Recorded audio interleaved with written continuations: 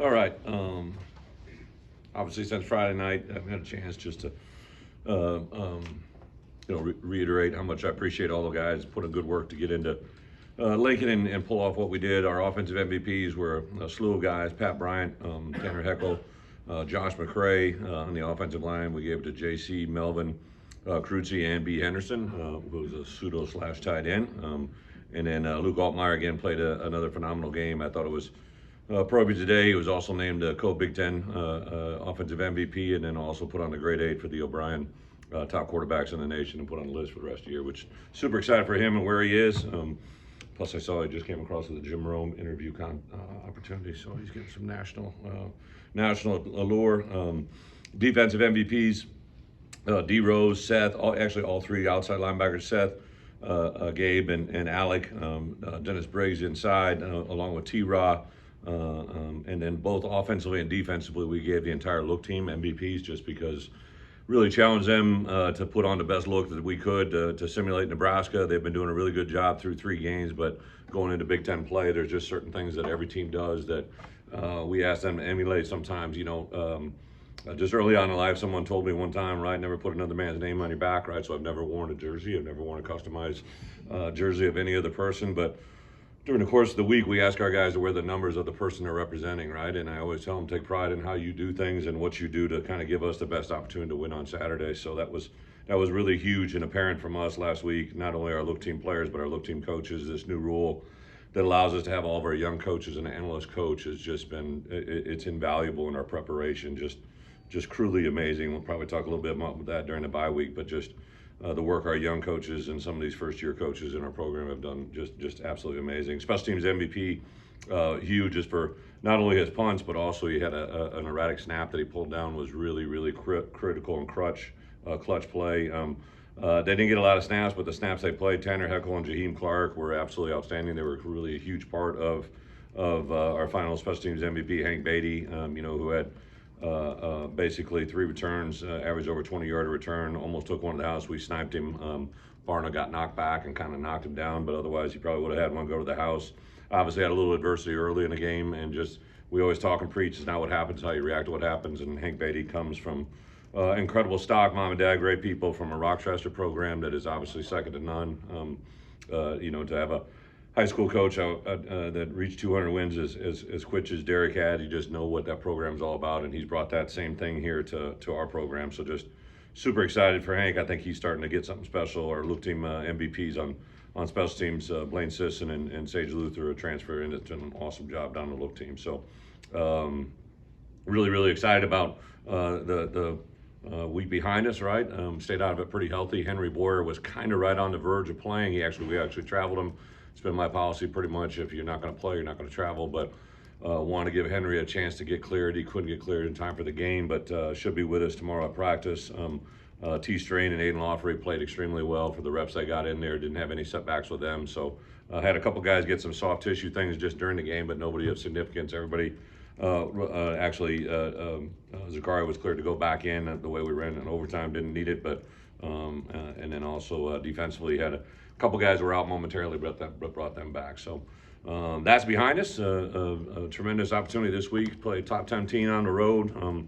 Obviously, an environment that is one of the best in college football, an offense that has a new coordinator, as Aaron mentioned, right? Like a lot of familiarity with their offensive coordinator coming from Kansas to where he is. I heard Aaron said that he learned a lot of football by going against this guy. I wish he would have just asked me. I could have helped him out. But from now on, I'll call the other coordinator to tell my defense what to do. Just a lot of really good growth. I think in preparation for this game, you see a lot of things, but he also carries a lot of the Penn State traditions. Obviously, James, in his background, they're using multiple quarterbacks. I think offensive line from tackle to tackle is probably the best group that we've played. Some are a little bit new to the game, inexperienced, but very talented players. By far, tackle to tackle, the best group we faced. They have a group of tight ends, wide receivers, and running backs that are above average to elite players in the Big Ten Conference. Defensively, I just have a huge. I've loved Coach Allen ever since I've been around him, and what he brings to the table, and to bring over his experience. And obviously, we've gone against Indiana the last several years. You see a little bit of that, but also a little carryover from what they've done there. They're extremely talented, especially on the edges defensively. on all three levels, up front, on the linebacker core, and the secondary. Very, very gifted to have some wrinkles in the kicking game. They got a couple lefties sprinkled in amongst their specialists. So, it'll be an environment that hopefully, one of the things you gain with experience is the ability to do better, right? And obviously, we did a lot of good things Friday night in Lincoln, but this will be taking it to whole nother level. Did want to also say thanks to Matt Rule. Just I know I didn't find out till afterwards that he had reached out to Aaron. Just shows the kind of person he is, the kind of man he was, to reach out to him. And I didn't ask what the note was or said, but I know it meant a lot to Aaron, and just a tremendous respect for that program. Obviously got a W and all that goes into it, but Matt's all about the game, his journey and our journey. We've kind of had some multiple stops, and to really get a chance to be around his program, huge respect. That was a great environment on Friday night, and that crowd and that team and that organization, their fan base, have a lot to be proud of. I'm sure they're going to be very successful the rest of the year. So with that, open it up. I got a two-parter for you, quick one. Yeah. What does it mean for you to play for work for an AD who played here at the school that you're working at? That's first. What does that mean for you? I've said it all along. In my experience as a head coach, I was very blessed. In my first head coaching opportunity, I played for a guy that, even though he didn't play at Wisconsin, Coach Alvarez played for Nebraska, right? And to have that as an athletic director, I just kind of thought that was a norm. I didn't realize that was the exception.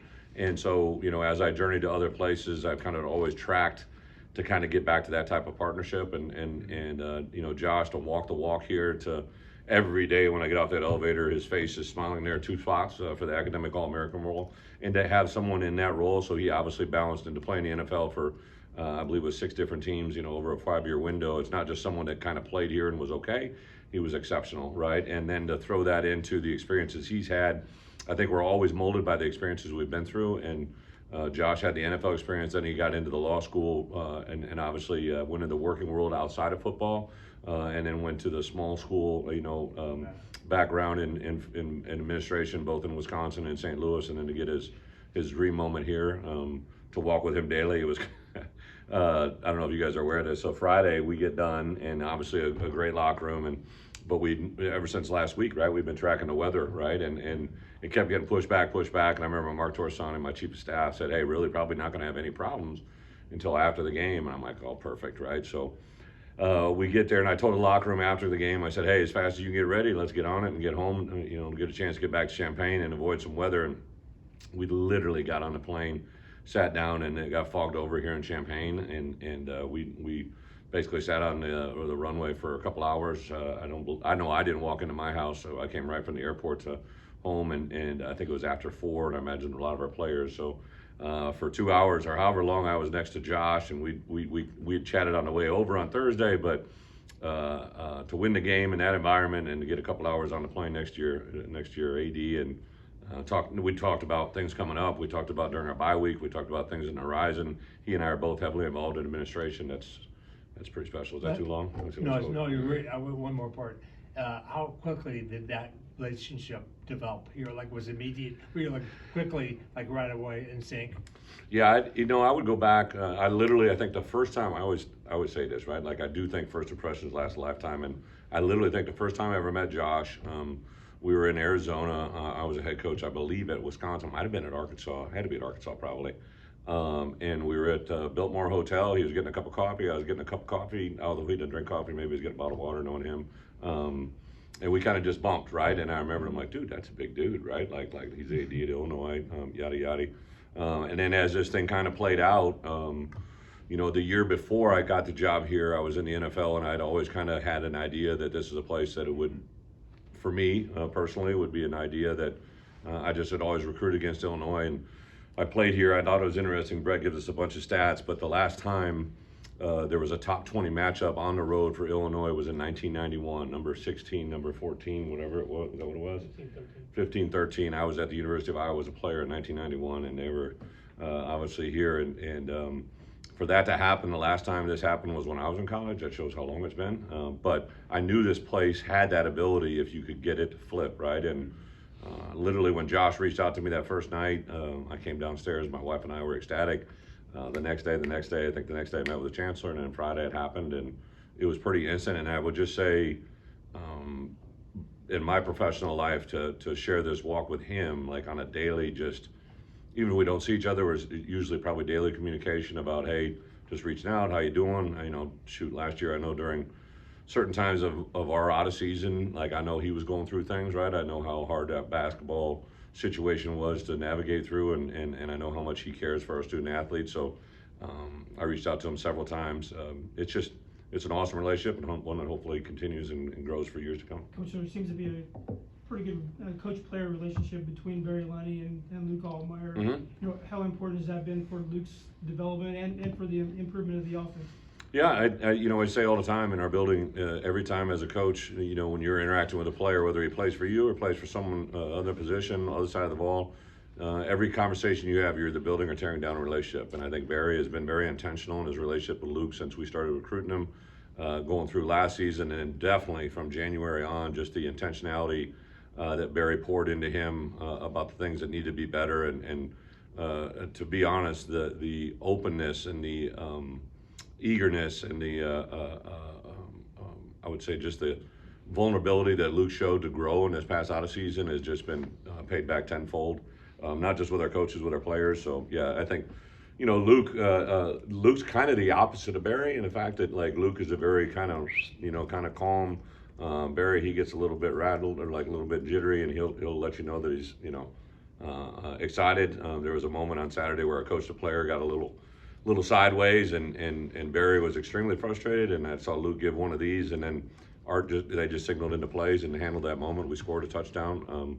I think the presence, those two really come together pretty nicely. Very good, Brett, to dovetail off that. I got to give Pat Bryant credit after this game because he said that he thought the tablets have been a game changer for Luke in the sense of there's not an I think or I know anymore or I feel anymore. There's an I know what happened here or I know what's going to work here. Have you gotten that sense too? Oh, incredibly. And even go back to, the first time we could use them was last spring, and the person that came and brought our tablets had come from three other Big Ten teams that had used or had attempted to use tablets during the spring, and we had a whole plan. We met as a staff, we met as players, we showed them how to use them, and that person made reference to Joe Maggio. He said, like, listen, I don't know what's going on in other places. All I know is that what had happened three other places before I got here, and you guys by far had the best setup, plan, action, and the players were engaged. They were fighting over the tablets. I literally was in a brief meeting today with our personnel department, Jay Kaiser, who I've been with Jay since we actually ironically met back at K-State. He was in the NFL for a number of years with both the Dolphins and the Buccaneers. And Jay, because we're on the road, we have personnel start to hand out tablets. And he was talking about he was in charge of inside and outside backers handing out tablets, and how the players just immediately took the tablets, and as soon as a coach put one down, they picked it up. And we're watching not only plays they were in, but plays they weren't in. So I think the learning curve of our guys, the testimonial to who they believe in, is at a high that they probably never even thought of, and they probably aren't aware of it. They just think it goes on everywhere else, but I promise you it doesn't. Right after the game, Yeah. you told us, and we saw the video from the locker room, you said all you've done is make next week even bigger. Mm-hmm. And just like, what is it with this team that you can have those open and kind of frank discussions? Well, not to steal your thunder, but I've said that every week, right?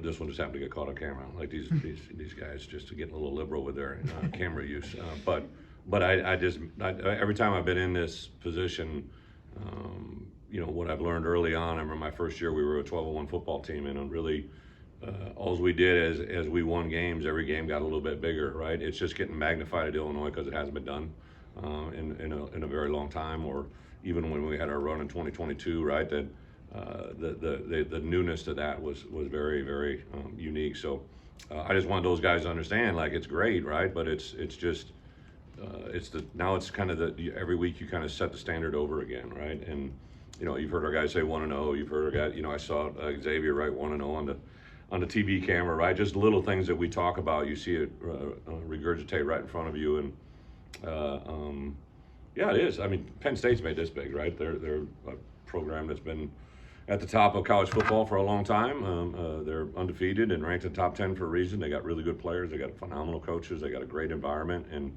now we just get to come be a part of it.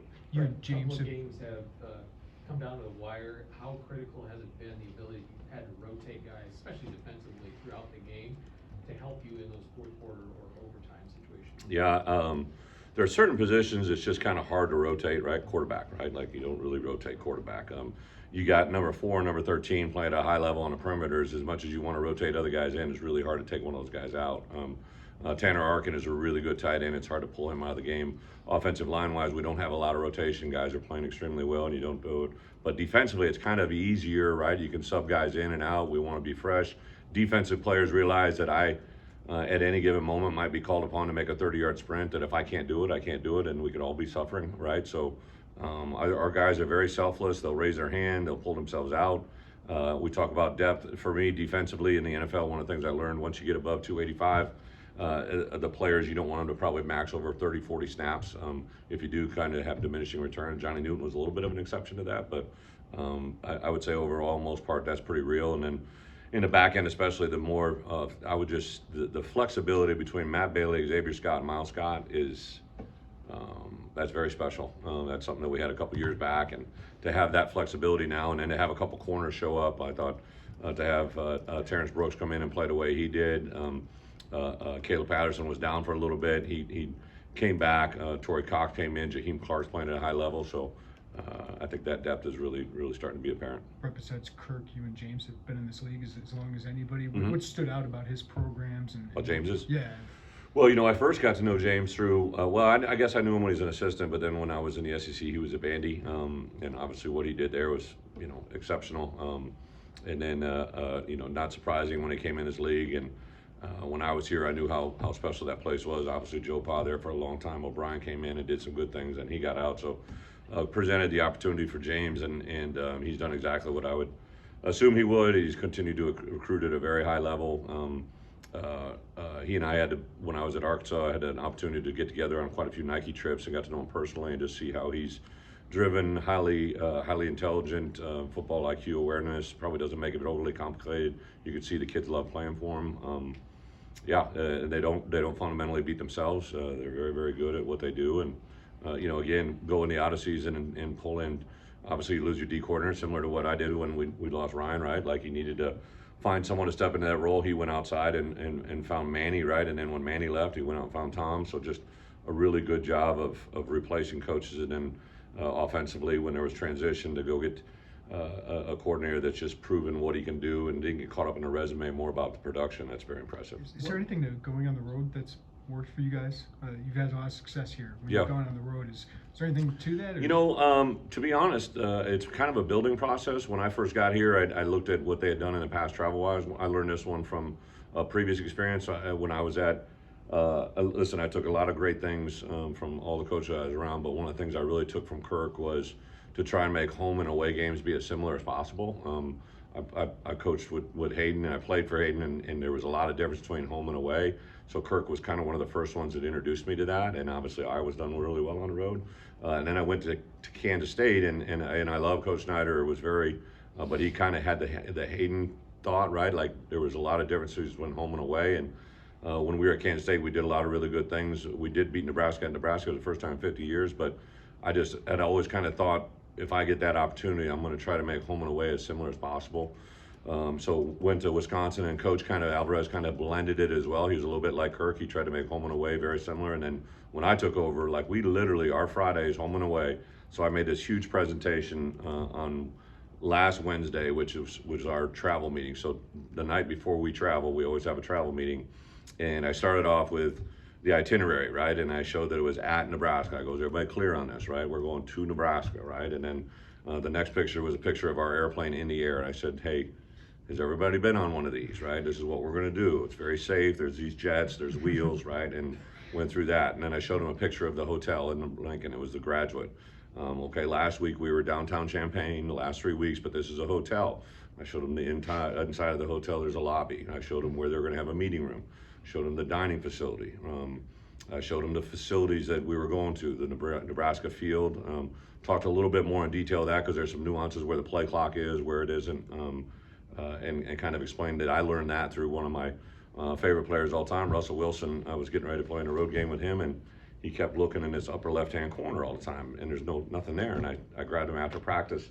He came up to watch film. I said, what do you keep looking at? And he goes, well, I Googled on the internet and found out where the play clock is. We were playing, I think we were maybe at Michigan State, and I said, he goes, you know what I mean? I go, oh yeah, I know exactly what you mean.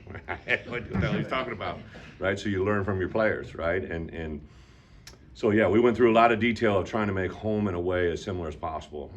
But it's obviously different, and I think then the part that our guys really relish in is just the opportunity to. I think we always are playing the underdog role. We always say we don't have one chip on our shoulder, we have two. I think that plays out a little bit. What makes Beaver Stadium unique, and do you think it being a night game kind of changes the environment? You know, I'll go back to the first time I ever went there. Wasn't a great result. We were down 28-0 at the start of the first quarter, or second quarter. Bill Brazier, God rest his soul, one of the greatest men I've ever been around. Incredible teacher to me. I was up in a box with him. I was a young GA, and it was 28-0 in the first quarter, and he took 28 times 2 and came up with 56, and he put 56. I don't know why he did it. He put 56 to 56 and came up with 112. He looked at me, he goes, they could beat us 112 to nothing. And I just never forget that moment, because I was watching his work right alongside me, and I just go back that moment.